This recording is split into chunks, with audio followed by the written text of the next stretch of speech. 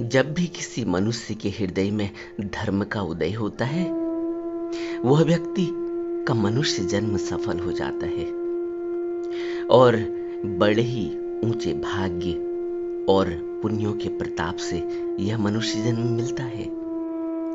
और इसका एकमात्र उद्देश्य है कि अपने अंदर उस शाश्वत सत्य की खोज कर ली जाए, उस धर्म का उदय हो जाए जो शाश्वत है और हर मनुष्य के अंदर उसका आधार है, बल्कि हर प्राणी का आधार है। लेकिन जैसा बुद्ध कहते हैं कि तृष्णा और राग रंग मनुष्य को भुलाकर रखते हैं, शाश्वत सत्य से भुलाकर रखते हैं और बाहर संसार में ही उलझा कर रखते हैं। इसी को बुद्ध मार का जाल कहते हैं। यह मार का जाल है। इस लुभावने संसार के रस, भोग पदार्थों का आनंद मनुष्य को आकर्षित करता रहता है और पूरे जीवन आकर्षित करता रहता है। ऐसा नहीं है कि वह जवानी में ही आकर्षित होता है, वह बुढ़ापे तक आकर्षित होता रहता है। नई नई चीजें, नए नए दृश्य, नए नए पदार्थ उसे आकर्षित करते ही रहते हैं। उसका मन तृप्त नहीं होता। यही तो मार का जाल है। और जिस तरह एक हाथी को फंसाने के लिए उसके आगे काम वासना को छोड़ना पड़ता है और वह उसके लालच में महावत द्वारा फंसा लिया जाता है, इतना विशालकाय ताकतवर जानवर एक छोटे से मनुष्य के कब्जे में आ जाता है। सोचो, इस काम वासना का वेग कितना ज्यादा है, किस तरह यह अंधा बना देती है। कभी हाथी को जो लोग फंसाते हैं, जो महावत होते हैं, उनकी कहानी को पढ़ो, तब उस बात का एहसास होगा कि काम वासना कितनी बलवती है। और जानवर, इतना विशालकाय जानवर कब्जे में आ जाता है, कुछ भी नहीं करना पड़ता, सिर्फ एक हथिनी को, काम वासना को उसके आगे छोड़ना पड़ता है। एक ऐसा ट्रैप बनाना होता है, उसमें आकर वो फंस जाता है। इसी प्रकार मनुष्य भी इस संसार में फंसता है। मार के जाल के आगे उसकी प्रज्ञा, उसका विवेक काम ही नहीं करता। सोचो, हाथी तो एक विशालकाय जानवर है, लेकिन उसके अंदर प्रज्ञा और विवेक की ताकत जगी नहीं है। उसके अंदर सोचने और समझने की शक्ति नहीं है, इसलिए वह काम वासना की वश हो जाता है। और मनुष्य, उसके अंदर तो प्रज्ञा भी है, विवेक भी है और सोचने समझने की ताकत भी है। वह रोज अपना रोज का कृत्य सोच समझ कर करता है। छोटे से बच्चे को भी अगर पूछो तुम ये क्या कर रहे हो, यह गलत है, तो वो कहता है क्या मुझे पता नहीं है, मैं जानता हूं।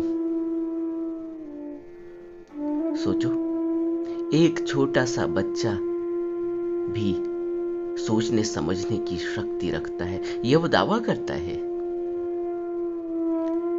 लेकिन मन के बेकाबू होने की वजह से तृष्णा और राग रंग में अपना जीवन दांव पर लगा देता है मनुष्य, और बिना कुछ धर्म का आभास किए ही विदा हो जाता है। मनुष्य का आधार धर्म ही है, यही उसकी ताकत है, क्योंकि यही शाश्वत सत्य है जो हर एक के अंदर धड़क रहा है। मगर बाहर भटकता हुआ जीव मन की खातिर दौड़ता रहता है और कभी भी मन को लौटाकर अंदर की तरफ नहीं मोड़ पाता, यानी ध्यान की तरफ इसकी कोई रुचि नहीं। जबकि बचपन से लेकर बुढ़ापे तक इसको ध्यान के सहारे ही जीवन चलाना पड़ता है। इसका पूरा जीवन ध्यान से ही चल रहा है। एक छोटे से बच्चे को मैंने देखा। मैं किसी पहाड़ी की यात्रा पर था। एक छोटा सा बच्चा, उसकी माँ ने उसके हाथ में एक डंडा दिया और उसको घर के आगे देहली में बैठा के रखा है कि कोई जानवर, कोई कुत्ता, कोई बिल्ली, कोई बंदर घर के अंदर नहीं घुसना चाहिए। अंदर दूध रखा है तेरे पीने के लिए। और वह डलिया लेकर घास काटने चली गई है।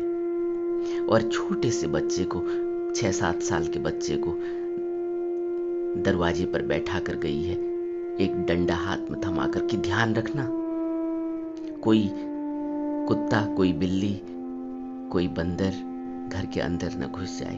तेरा दूध रखा हुआ है, अभी दूध भात खाना है तुझे, मैं आके तेरे को दूध भात दूंगी। सोचो, एक छोटे से बच्चे को ध्यान की बात बताई जा रही है कि ध्यान रखना। यही बच्चा स्कूल में जाता है तो ध्यान से पढ़ना कहते हैं, ध्यान लगाकर पढ़ो कहते हैं। ध्यान हर जगह मनुष्य की जिंदगी का आधार है। इसके बिना जीवन नहीं चलता।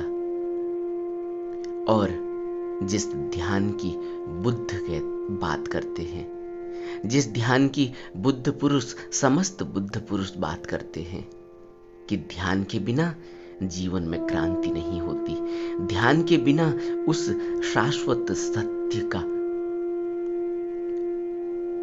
एहसास नहीं होता, उस शाश्वत सत्य की पहचान नहीं होती, अपने अंदर उस धर्म का उदय नहीं हो पाता। क्योंकि ध्यान आधार है, ध्यान के बिना उस तक नहीं पहुंचा जा सकता। यह बात समस्त धर्म ग्रंथों में लिखी है। समस्त ज्ञानियों ने अनंत समय से ध्यान के ऊपर जोर दिया कि ध्यान के बिना मनुष्य के जीवन में क्रांति नहीं होती, मनुष्य का जीवन नहीं बदलता। वह राग, रंग, तृष्णा और माया के पीछे ही भागता रहता है। उसके अंदर प्रज्ञा की जागृति नहीं होती, विवेक की जागृति नहीं होती। ध्यान से विवेक की जागृति होती है, ध्यान से प्रज्ञा की जागृति होती है, ध्यान से अज्ञानता का अंधकार खत्म हो जाता है और ज्ञान की रोशनी उतरती है अपने अंदर। तब वह व्यक्ति ध्यानी हो जाता है। तब उसे अपना एहसास होता है कि वह कौन है, क्या है, क्यों आया और क्या कारण है इस मनुष्य जन्म का और कहां जाना है। यह सभी बातें ध्यान से पता चलती हैं, ध्यान में अंदर उतरकर पता चलती हैं। क्योंकि यह प्रश्न तो हर किसी का है। कोई भी व्यक्ति जब भी उसके अंदर थोड़ी सी समझ पैदा होती है, थोड़ा सा संसार के थपेड़े लगते हैं, तो वह सोचने पर मजबूर हो जाता है। क्यों? क्योंकि यह मार का जाल इतना भयावह है कि यह संसार में इतना दौड़ाता है और इतनी तकलीफ और परेशानी देता है कि किसी न किसी मोड़ पर, किसी न किसी वक्त पर मनुष्य को ध्यान जरूर आता है। जरूर उसके अंदर एक ख्याल, एक जागृति पैदा होती है, एक एहसास होता है कि क्या यह जीवन मुझे इसलिए मिला, क्यों मिला, कहां जाना है, क्या करना है, क्या उद्देश्य है। यह हर एक के प्रश्न है। यह बात दूसरी है कि यह गुत्थी सुलझती नहीं। क्यों? क्योंकि बोझा इतना भारी है सर पर कर्मों का कि वह दौड़ाता चला जाता है। तृष्णा इस तरह से पीछे पड़ी है कि धक्का मार के संसार में दौड़ाती है। कोई रुकना भी चाहे घर के अंदर तो रुक नहीं सकता। आप किसी को बोलो आज छुट्टी है, घर के अंदर बैठो, 3 दिन की छुट्टी पड़ गई या हफ्ते भर की छुट्टी पड़ गई या छुट्टी लेकर घर पर बैठो, कुछ नहीं करना है, सिर्फ बैठना है। कितनी परेशानी में रहे लोग जब लॉकडाउन हुआ। कोरोना के टाइम पर घर पर बैठना कितना मुश्किल है, खाली बैठना कितना मुश्किल है। वह तो लोग घर से काम ही कर रहे थे, उसके बावजूद कितना मुश्किल है। यह सबने भुगता है, यह सबकी आप बीती है। इसी तरह जब ध्यान की बात होती है तो खाली बैठना और चुपचाप बैठना और कुछ नहीं करना, अपने अंदर बैठना कितना मुश्किल का काम है। क्योंकि तृष्णा धक्के मार मार के घर से बाहर भेजती है। क्यों? क्योंकि ऐसी आग लगी है अंदर, मन दौड़ाता है, राग रंग में फंसाता है। यही कर्मों का जाल है। तो ध्यान कोई नहीं कर पाता। और हर व्यक्ति के अंदर ख्याल जरूर आता है कि क्यों यह जीवन मिला, क्या उद्देश्य है, कहां जाना है। क्योंकि मरना तो सबने ही है। लेकिन उसके बावजूद भी वह ध्यान उसे बहुत ही नीरस लगता है।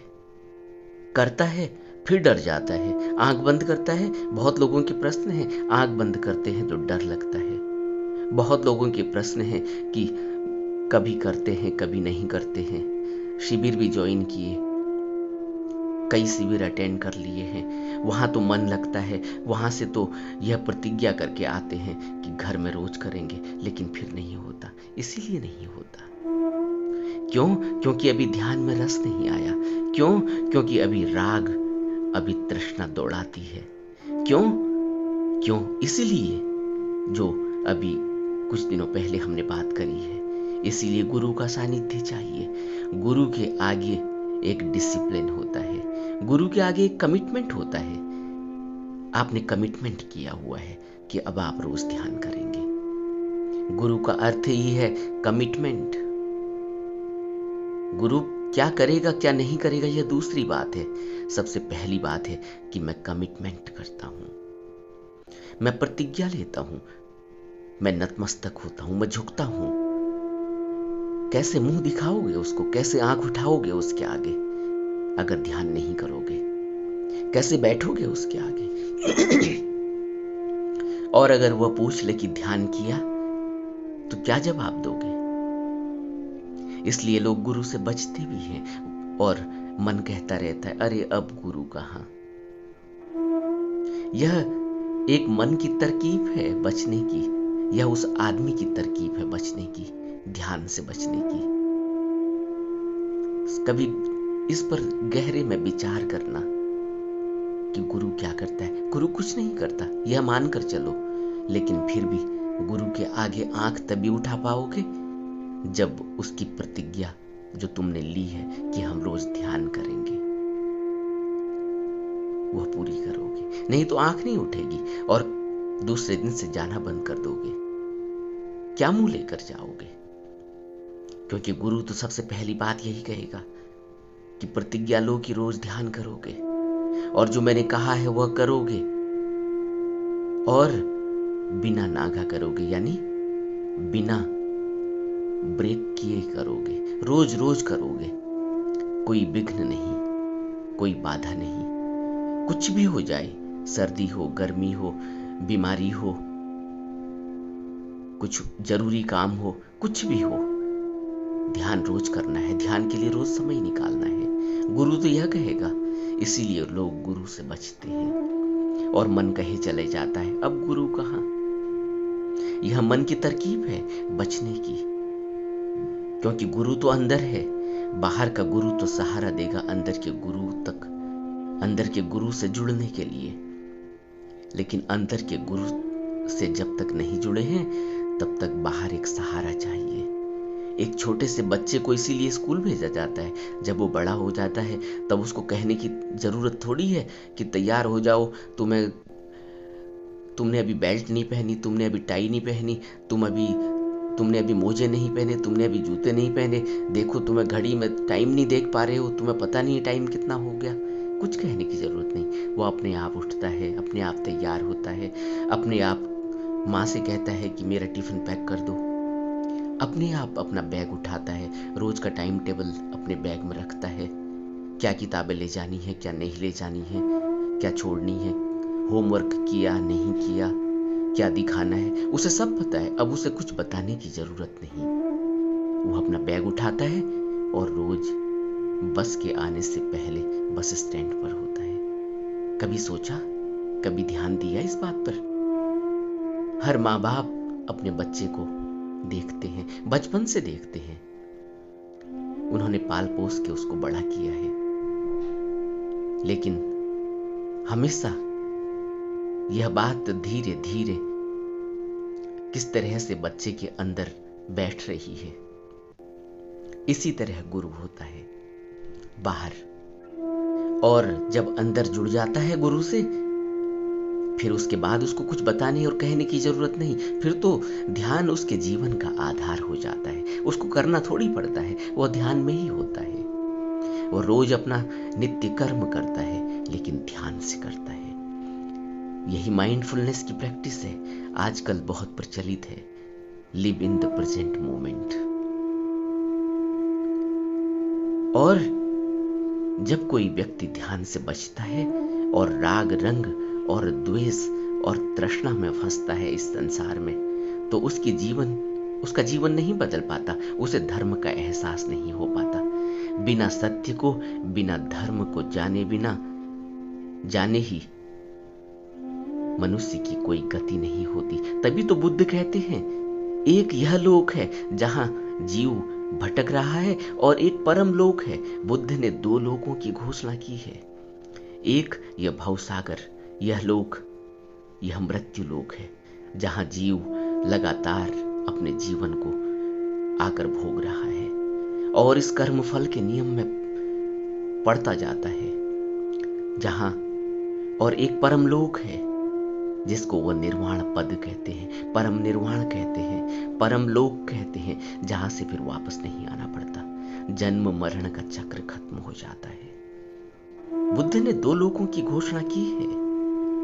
तो बुद्ध ऐसा नहीं कि पुनर्जन्म की बात नहीं करते, ऐसा नहीं कि बुद्ध कर्म फल की बात नहीं करते, ऐसा नहीं कि बुद्ध यह जितने भी 84 लाख योनियों का जो चक्र है इसकी बात नहीं करते। बुद्ध सब बात करते हैं, हम समझ नहीं पाते। हमने जीवन को गहरे में बुद्ध के संदेशों पर, बुद्ध के उपदेशों पर नहीं लगाया, इसलिए हमें कुछ पता नहीं। बुद्ध कहते हैं, दूसरों पर विजयी होने की अपेक्षा स्वयं पर विजयी होना अधिक श्रेष्ठ है। जो स्वयं पर विजय प्राप्त कर चुका है और जो आत्मसंयमी है, उसे देव, गंधर्व और ब्रह्मा सहित मार भी नहीं हटा सकते, नहीं हरा सकते। वह अपने लक्ष्य पर विजयी होता है। और लक्ष्य क्या है? लक्ष्य है निर्वाण की प्राप्ति का, लक्ष्य है समाधि का, लक्ष्य है ध्यान में उच्च अवस्था को प्राप्त करने का। एक छोटी सी गाथा बुद्ध ने इस पर कही है कि एक बार एक भिक्षु जो बुद्ध के पास इस बात के लिए को जानने के लिए गया कि क्या बुद्ध भले को ही जानते हैं या बुरे को भी जानते हैं, भला बुरा सब कुछ जानते हैं। उसकी जिज्ञासा थी कि वो बुद्ध से इस बात को पूछे कि क्या बुद्ध दूसरे के बारे में भला बुरा सब कुछ जानते हैं, कल्याणकारी और अकल्याणकारी सब कुछ जानते हैं, अनर्थ को भी जानते हैं। तो वह बुद्ध के पास, सम्यक संबुद्ध के पास, तथागत के पास अपनी शंखा लेकर गया। उसने वंदना की और वह बैठ गया और उसने तथागत को बताया कि क्या वह लाभ हानि दोनों को जानते हैं, मंगल और अमंगल दोनों को जानते हैं, भले और बुरे दोनों को जानते हैं, अर्थ अनर्थ दोनों को जानते हैं। तो बुद्ध ने कहा, हाँ ब्राह्मण, मैं दोनों को जानता हूं। फिर उसने बुद्ध से पूछा कि फिर आप मेरे बारे में कुछ बताइए। बुद्ध ने कहा कि आप क्या करते हैं? आप अपनी आजीविका कैसे चलाते हैं? ब्राह्मण का उत्तर था, जुए से। फिर बुद्ध ने पूछा, फिर कौन जीतता है, तुम जीतते हो या दूसरा जीतता है? तो ब्राह्मण ने कहा कि कभी मैं जीतता हूं और कभी दूसरा जीतता है। तब भगवान ने कहा, हे ब्राह्मण, दूसरे को जीतना तो कोई जीतना ही नहीं है, वह तो निरर्थक है। इससे कोई बहुत बड़ा लाभ नहीं होने वाला। लेकिन जो अपने कलेशों को जीत लेता है, अपने आशाओं पर विजय पा लेता है, ऐसा जीतना ही वास्तव में जीतना है। ऐसी जीत में कभी भी वो हार का मुंह नहीं देखता और नहीं देखना पड़ता है। जिसका अपने ऊपर नियंत्रण हो गया, जो संयत हो गया, उसको न तो कोई देवता, न कोई गंधर्व, न कोई मार और न कोई ब्रह्मा हरा सकता है। यह ऐसी ही जीत है। इन दूसरों को जीतने की अपेक्षा अपने आप को जीतना श्रेष्ठ है। तब बुद्ध ने यह गाथा कही थी कि अन्य प्रजाओं को जीतने की अपेक्षा अपने को जीतना श्रेष्ठ है। अपने को दमन करने वाला और नित्य अपना संयम करने वाला जो पुरुष है, उसकी जीत को देवता, गंधर्व, मार और ब्रह्मा सहित कोई भी हरा नहीं सकता। उसकी जीत निश्चित है। हमें भी बुद्ध के उपदेशों से प्रेरणा लेनी चाहिए और अपने जीवन को रोज रोज गहरे ध्यान में बिताना चाहिए, अपने जीवन को गहरे ध्यान में लगाना चाहिए। यही इस मनुष्य जन्म का उद्देश्य है और यही मुक्ति और निर्वाण के लिए परम आवश्यक है।